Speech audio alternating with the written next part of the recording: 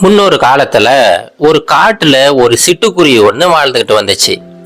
அந்த சிட்டுக்குருவி எப்பவுமே சுறுசுறுப்பா இருக்கும். காலையில சீக்கிரமா எழுந்திரிச்சு இரை தேட போயிடும். அன்றைய நாள் முழுவதுமே இரை தேடிட்டு அன்றைய நாள் முழுவதுமே காட்டுல கிடைக்கிற பொருட்களை சாப்பிட்டுட்டு திரும்ப சாயங்காலம் நேரம் வரும்போது கொஞ்சமான இரையை எடுத்துக்கிட்டு அதோட வீட்டுக்கு வந்துடும். இது தினமும் செய்யறது தான். அது போலதான் ஒரு சமயம் சாயங்காலம் நேரம் கொஞ்சமா இருள் சூழ ஆரம்பிச்சிருச்சு. அந்த சிட்டுக்குருவி இரையெல்லாம் எடுத்துக்கிட்டு அப்படியே பறந்து வந்துகிட்டு இருந்துச்சு. அப்படி வந்துகிட்டு இருக்கும்போது திடீர்னு அது எடுத்துக்கிட்டு வந்திருந்த நெல்மணி ஒன்று கீழே விழுந்துருச்சு. அது எங்க விழுது அப்படின்னு சொல்லிட்டு பார்த்துக்கிட்டே இருந்துச்சு. அது நேராக போயிட்டு ஒரு மரத்தோட கிளைகளுக்கு நடுவுல விழுந்துருச்சு. இப்போ இந்த சிட்டுக்குருவி அந்த நெல்மணியை எடுக்கிறதுக்கு எவ்வளோ முயற்சி செஞ்சுக்கிட்டு இருக்கு. ஆனாலுமே அந்த நெல்மணியை எடுக்க முடியல. இப்போ அந்த மரத்துக்கிட்ட போயிட்டு, மரமே, இந்த மாதிரி நான் ஒரு நெல்மணியை எடுத்துக்கிட்டு போய்கிட்டு இருந்தேன். அப்போ திடீர்னு அது கீழே விழுந்துருச்சு. விழுந்த அந்த நெல்மணி உன்னுடைய கிளைகளுக்கு நடுவில் மாட்டிக்கிடுச்சு. தயவு செஞ்சு கொஞ்சம் எடுத்து கொடு அப்படின்னு சொல்லிட்டு அந்த மரத்துக்கிட்ட கேட்குது. ஆனால் அந்த மரம் எதுவுமே காதில் வாங்கலை. அதெல்லாம் எடுத்து தர முடியாதுப்பா, நீ கிளம்பு அப்படின்னு சொல்லிட்டு அந்த சிட்டுக்குருவியை போக சொல்லிடுது. அந்த சிட்டுக்குருவிக்கு எனக்கு இரவு உணவே அந்த நெல்மணி தான். மறுபடியும் கேட்குது, இங்கே பாருப்பா, அது நான் எடுத்துகிட்டு வந்தது தான், கை தவறி உள்ளே விழுந்துடுச்சு, தயவு செஞ்சு எடுத்து கொடு அப்படின்னு சொல்லிட்டு மறுபடியும் மன்றாடி கேட்குது. ஆனால் அந்த மரம் எதுக்குமே செவி சாய்க்கலை. அதெல்லாம் எடுத்து தர முடியாதுப்பா, ஒரு நெல்மணிக்காகலாம் என் டைம் வேஸ்ட் பண்ண முடியாது, நீ கிளம்பு அப்படின்னு சொல்லிட்டு அந்த சிட்டுக்குருவியை அடித்து துரத்தி விட்டுருது. உடனே அந்த சிட்டுக்குருவிக்கு ரொம்ப கோபம் வந்துருச்சு. ஆனால் அந்த சிட்டுக்குருவி ரொம்ப சின்னது, அந்த மரம் ரொம்ப பெருசு, அதுக்கிட்ட சண்டைக்கு போக முடியாது. என்ன பண்ணுறதுன்னு யோசிக்குது. உடனே வேக வேகமாக போயிட்டு அந்த ஊர்லேயே இருக்கிற தச்ச வேலை செய்கிற ஒரு மனிதர்கிட்ட போயிட்டு, ஐயா எனக்கு ஒரு உதவி செய்யுங்க, அந்த மரம் இருக்கு பார்த்தீங்களா, அந்த மரம் என்னுடைய பொருளான அந்த நெல்மணியை வச்சிருக்குது, அதை நான் கை தவறி உள்ளே போட்டுட்டேன், அதை எடுத்து கொடு அப்படின்னு சொல்லிட்டா எடுத்து தர மாட்டேங்குது, தேவையில்லாமல் என்னை தவறாக பேசிக்கிட்டு இருக்கு, நீங்கள் அந்த மரத்தை வெட்டி வீசிடுங்க அப்படின்னு சொல்லிட்டு அந்த தச்ச வேலை செய்கிற மனிதர்கிட்ட இந்த குருவி கேட்குது. உடனே அவர் சொல்கிறாரு, அதெல்லாம் முடியாதுப்பா, நீ சொல்கிற அந்த சின்ன விஷயத்துக்காக அவ்வளோ பெரிய மரத்தை வெட்டுறதா, அதெல்லாம் வாய்ப்பே இல்லை, நீ முதல்ல இங்கேருந்து கிளம்பு அப்படின்னு சொல்லிட்டு அவருமே அந்த சிட்டுக்குருவியை போக சொல்லிடுறாரு. உடனே சிட்டுக்குருவிக்கு என்ன பண்ணுறதுன்னு தெரியல, இன்னும் அதிகமாக கோபம் வந்துடுச்சு. உடனே வேக வேகமாக கிளம்பி அந்த நாட்டோட அரசர்கிட்டே போயிடுச்சு. அரசர்கிட்ட போயிட்டு, மன்னா, நான் காட்டில் வாழ்ந்துக்கிட்டு இருக்கேன், நான் இறை தேடிட்டு ஒரு நெல்மணியை இரவு உணவுக்காக எடுத்துக்கிட்டு போயிட்டு இருந்தேன். அப்படி போய்கிட்டு இருக்கும்போது கை தவறி அந்த நெல்மணியை ஒரு மரத்தோட கிளையில போட்டுட்டேன். அந்த மரத்தை எடுத்து தர சொன்னா அது எடுத்து தர மாட்டேங்குது. அந்த மரம் எடுத்து தராதனால ஒரு தச்சர்கிட்ட போயிட்டு அந்த மரத்தை வெட்ட சொன்னேன், அவருமே வெட்ட மாட்டேங்கிறாரு.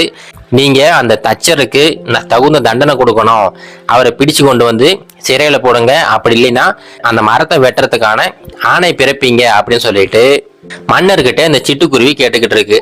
உடனே மன்னர் சொல்றாரு, இந்த சின்ன விஷயத்துக்காகலாம் நீ மன்னர்கிட்ட வரக்கூடாதுப்பா, நீ போயிட்டு வேற ஏதாவது இறைந்தா தேடிக்க, அந்த மரத்தை எல்லாம் வெட்ட முடியாது, எனக்கு வேற வேலை இருக்கு அப்படின்னு சொல்லிட்டு மன்னருமே இந்த சிட்டுக்குருவி சொன்னதை காதலே வாங்காம எல்லாத்தையுமே தட்டி கழிச்சிட்டு அவர் பாட்டு கிளம்பி போயிட்டாரு. இப்போ அந்த சிட்டுக்குருவிக்கு என்ன பண்றதுன்னு தெரியல, அப்படியே யோசிக்குது, எப்படியாவது மன்னரை தண்டிக்கணுமே அப்படின்னு சொல்லிட்டு வேக வேகமா கிளம்பி அந்த பட்டத்து யானை இருக்கு பார்த்தீங்களா, அந்த யானையை பாதுகாக்கிற பாதுகாவலர்கிட்ட போயிட்டு பேசிக்கிட்டு இருக்கு. அவர்கிட்ட என்ன சொல்லுதுன்னா, ஐயா நீங்க ஒன்று பண்ணுங்க, எப்படியும் நாளைக்கு காலையில மன்னர் நகரோலம் போவாரு, அவரு இந்த பட்டத்து யானை மேலதான் ஏறி போய்கிட்டு இருப்பாரு, அந்த சமயத்துல நீங்க இந்த யானைக்கு உத்தரவு கொடுத்தீங்கன்னா யானை மன்னரை கீழே தள்ளி விட்டுடும், அவருக்கு தகுந்த தண்டனை கொடுக்கணும் அப்படின்னு சொல்லிட்டு இந்த குருவி சொல்லுது. உடனே அதை கேட்ட உடனே அவருக்கு ரொம்ப பயமாயிடுச்சு. என்னப்பா சொல்ற, மன்னரை கீழே தள்ளி விடுறதா, அதெல்லாம் சாத்தியமே இல்லை, எதுக்காக தள்ளி விட சொல்ற அப்படின்னு சொல்லிட்டு அவருமே கேட்கிறாரு. இப்ப இந்த சிட்டுக்குருவி மறுபடியும் முதல்ல இருந்து நடந்த எல்லா விஷயங்களையுமே சொல்லுது. சொல்லி முடிச்சதுக்கு அப்புறமா அவர் சொல்றாரு, இங்க பாருப்பா, ஒரு நெல்மணிக்காகலாம் மன்னரை கீழே தள்ளி விட முடியாது, தேவையில்லாம என்னுடைய உயிர் பறி போயிடும், நீ தயவு செஞ்சு இங்க இடத்த காலி பண்ணுப்பா அப்படின்னு சொல்லிட்டு அவருமே போக சொல்லிடுறாரு. இப்போ இந்த சிட்டுக்குருவி எத்தனையோ வழிகள்ல முயற்சி பண்ணுச்சு, ஆனா என்ன பண்ணாலுமே அந்த மரத்தை இந்த சிட்டுக்குருவினால எதுவுமே பண்ண முடியல. இப்போ கடைசி முயற்சியா அந்த ஒரு சின்ன எறும்பு கிட்ட போயிட்டு, இங்க பாருப்பா, எனக்கு ஒரு உதவி செய்யு, நாளைக்கு மன்னர் நகரோலம் போவார்ல, அப்படி போகும்போது நீ ஒன்று பண்ணு, அந்த யானை இருக்கு பாத்தியா, யானையோட தும்பிக்கைக்குள்ள போயிடு, நீ உள்ள போனீனாவே யானைக்கு ரொம்ப அசௌகரியமாயிரும், கண்டிப்பா யானை இந்த பக்கம் அந்த பக்கமும் துள்ள ஆரம்பிச்சிடும், அப்ப மன்னர் ஆட்டோமேட்டிக்கா கீழே விழுந்துருவாரு அப்படின்னு சொல்லிட்டு ஒரு எறும்பு கிட்ட உதவி கேட்குது. உடனே அந்த எறும்பு சொல்லுது, ஏப்பா உனக்கு வேற வேலை இல்லையா, எனக்கு 1008 வேலை இருக்கு, தேவையில்லாம என்ன பிரச்சனைல மாட்டி விட்டுருவ போலையே அப்படின்னு சொல்லிட்டு அந்த எறும்புமே இந்த சிட்டுக்குருவி சொன்னதை காதுல வாங்காம போய்கிட்டு இருக்கு. இப்போ சிட்டுக்குருவிக்கு ரொம்ப கோபம் வந்துடுச்சு. இப்போ அந்த எறும்பை ஒரு காலால நசுக்கி பிடிச்சுக்கிட்டு, இங்க பாருப்பா, இதுக்கு முன்னாடி நான் பேசின எல்லாருமே என்னோட பெரிய ஆட்கள். அந்த மரம் ஆகட்டும், அந்த தச்சர் ஆகட்டும், இல்ல மன்னர் ஆகட்டும், இல்ல இப்ப இருக்கிற அந்த யானையோட பாதுகாவலர் ஆகட்டும், இவங்க எல்லாருமே என்னை விட ரொம்ப பெரியவங்க. அதனால அவங்களை எதிர்த்து என்னால எதுவுமே பண்ண முடியல. ஆனா நீ என்னை விட ரொம்ப சின்ன உருவம். நான் இப்ப நினைச்சேன்னா என்னுடைய அழகால உன்னை அப்படியே நசுக்கி கொன்றுவேன். நான் சொல்றதை நீ செஞ்சே ஆகணும் அப்படின்னு சொல்லிட்டு அந்த எறும்புக்கு உயிர் பயம் காட்டிடுச்சு. உடனே அந்த எறும்பு பயந்துக்கிட்டு, சரிப்பா நீ சொல்ற மாதிரியே செய்யறேன் அப்படின்னு சொல்லிட்டு வேக வேகமா ஓடி போய் அந்த யானை கிட்ட இந்த விஷயத்த சொல்லுது. உடனே அந்த யானையோட பாதுகாவலர்கிட்ட விஷயத்த சொல்றாரு. இந்த மாதிரி அந்த எறும்பு யானையோட தந்தத்துல போந்து மன்னரை கவிழ்க்கிறதுக்கு முயற்சிக்க போகுதான் அப்படின்னு சொல்லிட்டு அந்த மனிதர் போயிட்டு மன்னர்கிட்டே சொல்றாரு.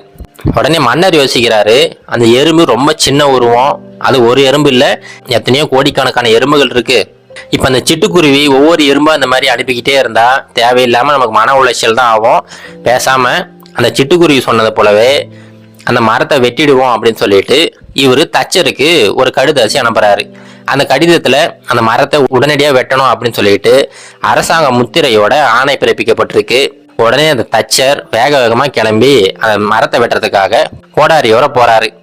அதை பார்த்த உடனே மரம் பதறி போயிடுச்சு.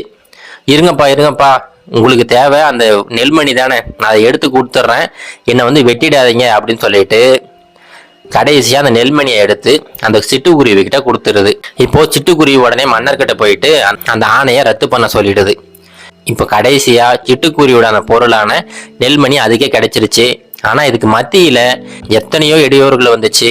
சிட்டுக்குருவி ஒரு சின்ன உயிரினம் தான். ஆனா அது நினைச்சிருந்தா இந்த விஷயத்த அப்படியே விட்டுட்டு தோல்வியை ஒத்துக்கிட்டு அப்படியே போயிருந்திருக்கலாம். ஆனா கடைசி வரைக்கும் அந்த தோல்வியை ஒத்துக்காம ஒவ்வொரு முயற்சியா எடுத்து கடைசியில அந்த முயற்சியில வெற்றியுமே பெற்றுடுச்சு. இது போலதாங்க நம்மளுடைய வாழ்க்கையிலுமே இந்த பலம் அப்படிங்கிறது ஒருத்தரோட உடல் பலத்தை மட்டும் வச்சு சொல்லிட முடியாதுங்க.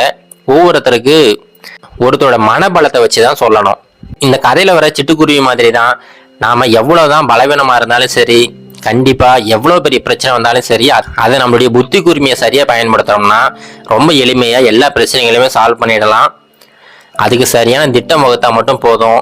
நீங்க எவ்வளவு பெரிய பிரச்சனை இருந்தாலும் சரி, எவ்வளவு பெரிய மனிதரை எதிர்க்கிறதா இருந்தாலும் சரி, சரியான திட்டம் வகுத்தீங்கன்னா கண்டிப்பா உங்க புத்தி கூர்மையினால எல்லா விஷயங்களுமே சாத்தியப்படும்.